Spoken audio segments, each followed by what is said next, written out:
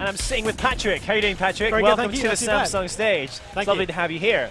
So, this is very exciting for us, actually, because, and I'm sure, even though it's exciting for me, it's about 20 times more exciting for you, because you're about to announce a brand new Oculus Project Morpheus game that no one has ever seen or heard about before. That's right. So I'm going to pass over to you. I'm going to stop talking. Yeah, so what do you tell me, and the good people will know through this conversation. Cool. So we're announcing today a game called The Assembly. Okay. And it's a game, as you said, for Project Morpheus and Oculus Rift. It's a puzzle adventure game, really rich adventure game with a really fantastic story. And we'll be there for launch of both headsets.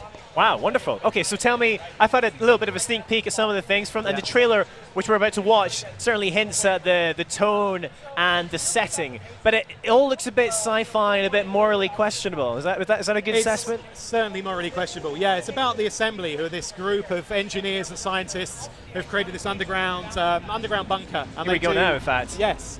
So this is the underground bunker, and you basically you play as a couple of different characters in here, and you're trying to figure out what on earth is going on. These guys do experiments that they wouldn't be allowed to do in the real world, that may be morally questionable or actually against the law, but they think are for the benefit of mankind and will actually ultimately help people. So you are trying to figure out what's happening down there. You play as a couple of different characters, and it's a really interesting, really strong story written by this guy called Tom Joubert, who wrote FTL, The Swapper, and a few other really great games, Penumbra. So he's a really good young writer, and it's a very powerful story that runs through the game. So this kind of, wow, that did not go well for him. This kind of sci-fi, not really sci-fi, this kind of scientific lab aesthetic. What was your inspiration for this? Like, I mean, are you big? People are going to draw conclusions, draw comparisons, to things like Half-Life, for example. Yeah. But what are your inspirations for this kind of setting? Well, we wanted to do something mysterious, and we want to do something that wasn't big and open world, because with VR we wanted to make sure it runs at 100 frames a second and is super silky smooth. So we also wanted to make a game that was not too fast-paced. For us, VR is all about exploration and looking at and exploring and figuring out what's going on and solving puzzles. So we felt that this kind of interior setting and an underground bunker seemed really suitable for that, where you were stuck and you had to try and escape and you had to figure out what was going on. And we could go from room to room, from place to place, and try and figure out and solve this powerful story and solve these puzzles. We've got a load of puzzles in there, physics, and we've got cameras, we've got binoculars, microscopes, lots of visual stuff that works well with VR. So really trying to play with new ways of using VR, using Oculus. Absolutely, yeah. We spent a lot of time messing around with VR, experimenting and prototyping, and trying things like what happens when you wear glasses, what happens when it's cold and you breathe. And we've got for example, two characters that are very different. One's a lot higher, taller than the other, and in VR you really notice the height difference. You notice the fact that you're close to the door, or you're smaller when you're another character. You notice the different sounds they make. So I see you can see your avatar. I can see here when you're in. Yeah, absolutely. When you look down, so this is the beginning of the game. This is just a small section of it, but you're basically being pushed in on a gurney. You're being wheeled in as one of the characters called Madeline, and you're basically being pushed into this place. You're an initiate, and they give you basically an initiation test to try and check that you're good enough to join the organization and to sort of teach you about it. Are we here under our own our free will, or are we strapped to this? You're strapped in. You're not really there by your free will dark. at all. So we thought this was a really nice intro to a VR game, because VR is very different. You see stuff in 3D. It's a nice, gentle intro where you can look around, you can hear what's going on, you can hear what the characters are saying. And then you get knocked out and put into a cell, and then you start to learn about picking up objects, walking around, solving puzzles, using an inventory, and doing that kind of stuff. So that intro bit's on rails, but then after this is kind of you control it with a gamepad, and you move around as well. Okay.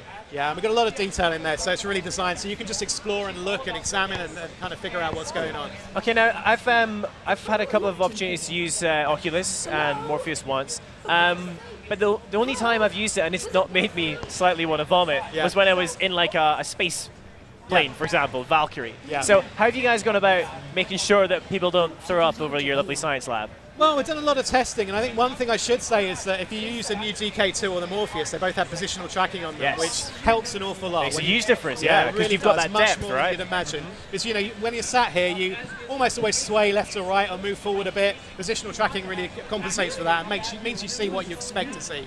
And also, a game is fairly slow paced. There's no rushing, there's no running, there's no turning around 180 degrees super quickly, shooting at people. It's a nice channel game that works really well with the VR headsets as they currently are. So there's no combat in this game then? It's all puzzle and... No, there's no combat, there's no guns, there's puzzle based, there's lots of tension, there's some scary stuff, there's some vertigo, there's some fear, but there's no combat in it. So is horror like a big, kind of thrilling situations, scary situations. They're a big part of this. It's definitely not a horror game with creatures and monsters, but there are psychological horror tricks in so it's there. kind of like, what on earth are they doing in this lab type of horror. Very much so, yeah. Okay. And some really tough moral choices as well. So as a player, you really are.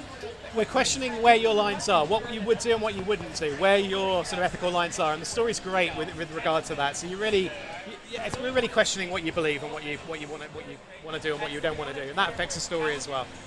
Okay, fantastic. So a few more questions for you here. So you've been producing this for both Morpheus and Oculus together. I mean, has that been?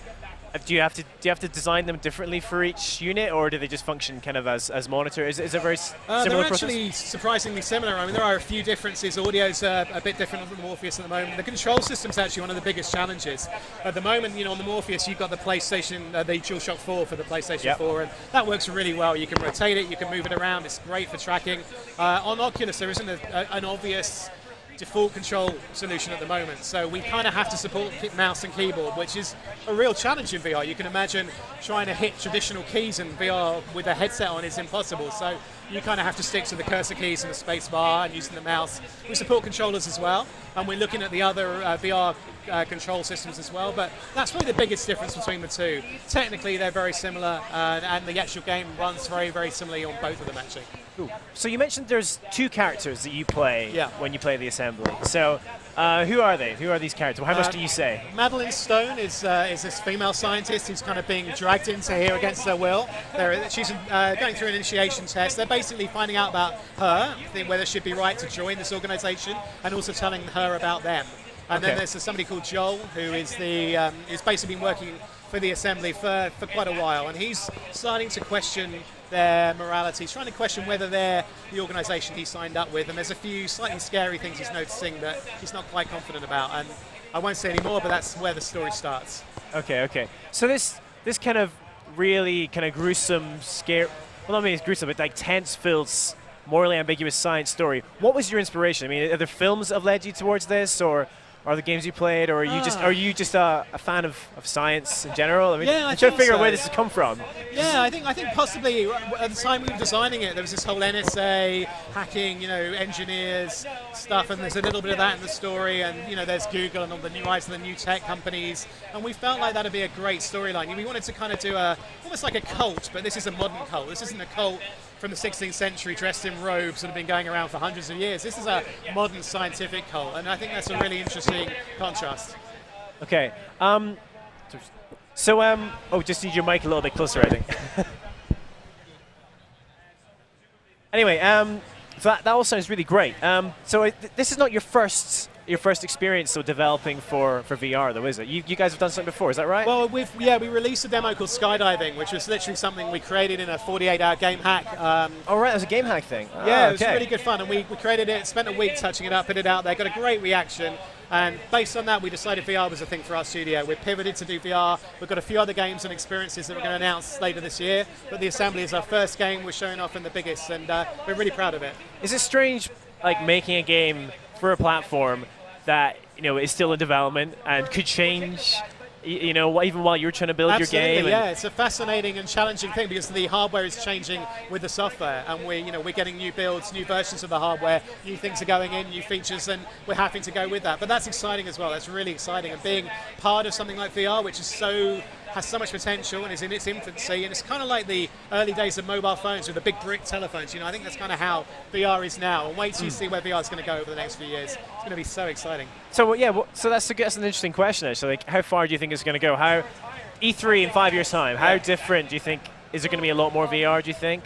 Yeah, I think there will be a lot more VR, and there'll be VR, and it won't just be traditional games. You won't just see games of the kind that you've played on PlayStation or Xbox or PC before. You'll see new kinds of experiences and games that are a little bit different, and I think you'll see the headsets evolving a lot as well. You'll see them coming a lot smaller, and ultimately, hopefully the size of a pair of sunglasses. I think you'll see VR just stretching and growing as we're finding our feet. We're learning about this technology. We're learning what works and what doesn't work, and I think that's just gonna get better and better as we move forward. So if you could add, final question for you, if you could, because right now obviously with Oculus Morpheus, you got the positional camera, so you can get that depth tracking. what else, if you could add one more thing, one more input, what would you add to like Oculus and Morpheus as a game designer? What would you like to see? Would it be hand tracking? Would it be more than motivating? anything, I'd love to see gesture control. Gesture control. There have been rumors on the web, and we don't know more than you guys about this, that Oculus might do some kind of camera that will track your hands from the headset. And I think being able to gesture and move and track that kind of stuff really easily will allow you to do some really brilliant movement control and stuff like that. I think that would be great. That'll make a difference. For Oculus particularly, it needs some kind of standard control system that's really easy to use. Brilliant. Well, Patrick, thank you so much for coming on stage My and for pleasure. showing off the assembly for the first time. Thank you so much. You saw it here first, guys. That was the assembly. It'll be coming out whenever the heck Oculus Rift comes out and Project Morpheus lands. As soon as it does, you can play that game. But Patrick, thanks again. Don't go anywhere, though. We've got more games, tons more games coming up on this show. We've got The Witcher 3 very soon as well, so stick around.